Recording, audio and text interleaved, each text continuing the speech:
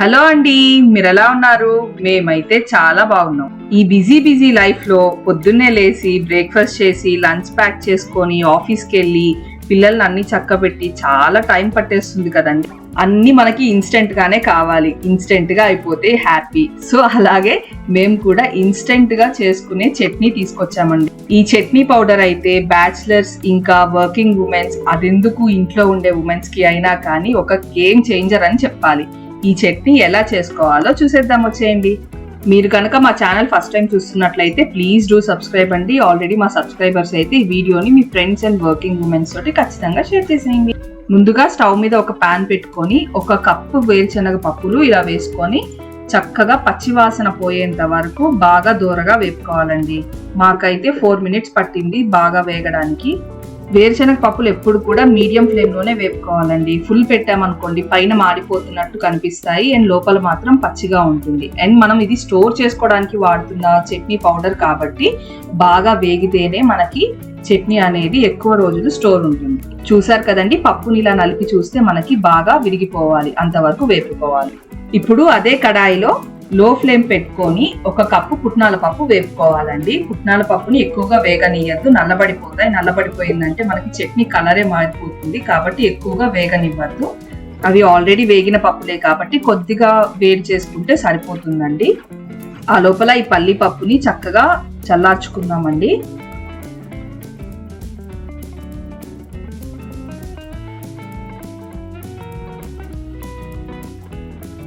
చూసారు కదండి, పుట్నాలు కూడా కొంచెం వేడిగా అయ్యాయి.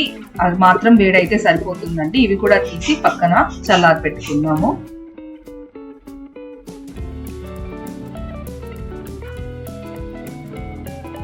ఇప్పుడు అదే కడాయిలో ఒక 10 ఎండుమిరపకాయలను తీసుకొని వాటిని కూడా దూరగా వేపుకుందాము. ఎండుమిరపకాయలు కొంచెం కారం ఎక్కువ అయితే పిల్లలు తినరు అనుకుంటే తగ్గించి వేసుకోవచ్చు. కానీ మేము తీసుకున్న కప్పు కొలతకైతే 10 ఎండుమిరపకాయలన్నా పడతాయండి. ఇప్పుడు సన్నగా తరుక్కున్న ఎండు కొబ్బరి 1/2 కప్ తీసుకొని వాటిని కూడా దూరగా వేపుకోవాలండి. కొబ్బరి ముక్కలు సన్నగానే తరుక్కోవాలండి, అప్పుడైతేనే మనకి పచ్చి అనేది పోతుంది. కొబ్బరిలో ఉండే పచ్చి పెద్ద పెద్ద ముక్కలు చేశారంటే మాత్రం పచ్చిపోదు. ఎందుకంటే మనం ఎక్కువ రోజులు స్టోర్ చేసుకోవాలనుకుంటున్నాం కాబట్టి కొంచెం సన్నగానే తరుక్కోవాలి. ఇప్పుడు నిమ్మకాయ సైజ్ అంత చింతపండు, వాటిలో ఉన్న పుల్లలు అన్ని తీసేసి వాటిని కూడా చక్కగా వేపుకోవాలండి. దాంట్లో కూడా మనకి పచ్చి అనేది ఉండకుండా బాగా వేపుకోవాలి. అలాగే గుప్పెడంతా కరివేపాకు కూడా వేసుకుంటే మంచి స్మెల్ అనేది వస్తుందండి మనకి చట్నీ చేసినప్పుడు.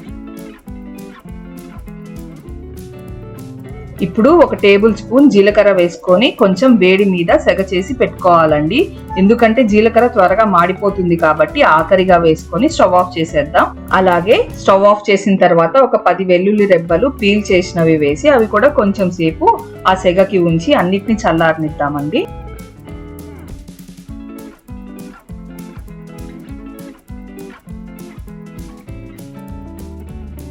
ఇవన్నీ చల్లారే లోపల మనం ముందుగా వేపు పెట్టుకున్నాం కదండి పల్లీలు, దానికి పొట్టు తీసి పెడదాము. ఇవి ఖచ్చితంగా పొట్టు తీసే చేసుకోవాలండి. ఎందుకంటే మనము ఇన్స్టెంట్ గా చేసేటప్పుడు వాటర్ లో మిక్స్ చేస్తాం కదా, అప్పుడు పొట్టు పొట్టుగా కనిపిస్తుంది. కాబట్టి ఖచ్చితంగా పొట్టు తీసినాకనే వాటిని మిక్సీ చేసుకోవాలి. ముందుగా వేపు పెట్టుకున్న ఎండు కొబ్బరి, అలాగే ఎండుమిరపకాయలు, అలాగే రుచికి సరిపడేంత ఉప్పు, నేనైతే ఇక్కడ 2 స్పూన్స్ తీసుకున్నానండి. మనం చట్నీ చేసుకునేటప్పుడు ఒకవేళ సరిపోలేదంటే మళ్ళీ వేసుకోవచ్చు, ప్రాబ్లం లేదు. వీటిని చక్కగా మిక్సీ చేసుకుందాం. ఇప్పుడు ముందుగా వేపు పెట్టుకున్న పుట్నాల పప్పు అలాగే పల్లీలు కూడా వేసి మెత్తటి పౌడర్ లాగా చేసుకోవాలండి. మనకి ఎంత మెత్తగా వీలైతే అంత మెత్తగా చేస్తేనే మనకి టేస్ట్ అనేది చట్నీకి అంత బాగుంటుంది.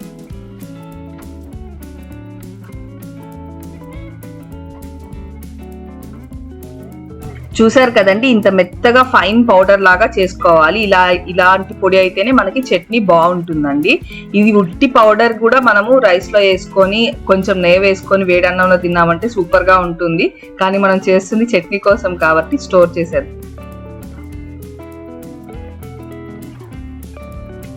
ఇప్పుడు చట్నీకి పౌడర్ అయితే రెడీ అయిపోయింది కదండి. దీనికి పోపు కూడా తయారు చేసుకుందాం. పోపు కూడా వేసి స్టోర్ చేసుకోవచ్చు అండి, లేదంటే పోపు మీరు అప్పటికప్పుడు ఫ్రెష్ గా అన్నా వేసుకొని చేసుకోవచ్చు. నేనైతే పోపు కూడా వేసి స్టోర్ చేసుకుంటున్నాను. ఇప్పుడు మనకి పోపు దినుసులు అన్ని వేసుకొని అలాగే కొంచెం ఎండుమిరపకాయలు కూడా వేసుకొని వేపుకుంటున్నాను. ఇలా అయితేనే నాకు ఇంకా టైం సేవ్ అవుతుంది అనిపిస్తుంది అండి. మళ్ళీ పోపు వేసుకోవడం అంతా టైం పడుతుంది అనిపిస్తుంది. అందుకే పోపుతో పాటుగానే నేను మిక్స్ చేసేసి పౌడర్ అనేది స్టోర్ చేసుకుంటాను. ఇందులో చిటికెడంత పసుపు అలాగే ఇంగువ కూడా వేసి బాగా దోరగా వేపుకోవాలండి.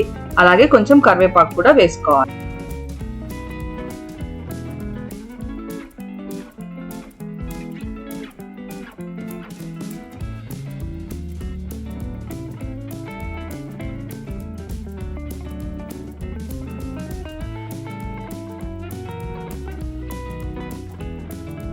ఇప్పుడు స్టవ్ ఆఫ్ చేసి పోపునంతా కొంచెం సేపు చల్లారనిద్దామండి. కేవలం చల్లారిన తర్వాతనే కలుపుకోవాలి, లేదంటే చట్నీ అనేది నూనె వాసన వస్తుందండి. పోపు చల్లారిపోయింది కదండి. ఇప్పుడు మనం ముందుగా ప్రిపేర్ చేసుకున్న పొడిలో వేసి కలిపేసుకుందాము. ఇది బ్యాచిలర్స్ ఇంకా వర్కింగ్ ఉమెన్ కే కాదండి, ఇంట్లో ఉండే ఉమెన్ కైనా కానీ పొద్దునే లేసి కర్రీస్ అన్ని ప్రిపేర్ చేసి చట్నీ, మళ్ళీ దానికి వేపుడు, బాక్సెస్, లంచ్ బాక్స్ ఇవన్నీ ప్రిపేర్ చేయాలి కదండి. అలాంటి టైంలో కొంచెం ఇలాంటి ఇన్స్టెంట్ గా అయిపోయే చట్నీస్ అలాంటివి ఉంటే పని కొంచెం ఈజీ అయిపోతుందండి. ఇలా చేసుకున్న మన ఇన్స్టెంట్ చట్నీ పౌడర్ ని మనము గ్లాస్ జార్ లేదంటే ప్లాస్టిక్ బాక్సెస్ లో అయినా వేసి ఫ్రిడ్జ్ లో కనుక స్టోర్ చేసుకున్నారంటే 1 month ఖచ్చితంగా ఉంటుందండి. లేదు బయట పెట్టుకున్నా కానీ 10 to 20 days మనకి ఈజీగా ఉంటుంది. నేనైతే చాలా మంత్స్ నుంచి యూజ్ చేస్తున్నాను, చాలా హెల్ప్ఫుల్ అనిపిస్తుంది పౌడర్. సో ఈ రెసిపీ మీతోటైతే షేర్ చేసేస్తున్నాను. అంతే అండి, చిటికలో రెడీ అయిపోయి ఇన్స్టెంట్ చట్నీ పౌడర్ రెడీ అయిపోయింది. ఇంకేముంది, 1 టేబుల్ స్పూన్ అంతా మనం కప్ లోకి తీసుకొని దానికి సరిపడేంత వాటర్ వేసి కొంచెం సేపు దాన్ని సెటిల్ అవ్వనిచ్చిన తర్వాత కలిపి కనుక తిన్నామంటే ఇన్స్టెంట్ చట్నీ రెడీ అయిపోతుంది. ఈ చట్నీని ఏ బ్రేక్ఫాస్ట్ లోకైనా కానీ హ్యాపీగా తినేసేయచ్చు. మనం నార్మల్ గా చేసుకునే చట్నీ కంటే ఏ మాత్రం డిఫరెన్స్ ఉండదండి, సేమ్ టు సేమ్ అలాగే ఉంటుంది. ఈ రెసిపీ కనుక మీకు నచ్చినట్లయితే ఖచ్చితంగా ట్రై చేసి మీకు ఎలా కుదిరిందో నాకు కామెంట్స్ లో చెప్పండి. అలాగే ఈ వీడియోని మీ ఫ్రెండ్స్ అండ్ ఫ్యామిలీతో షేర్ చేయడం మర్చిపోకండి. Thanks a lot for watching.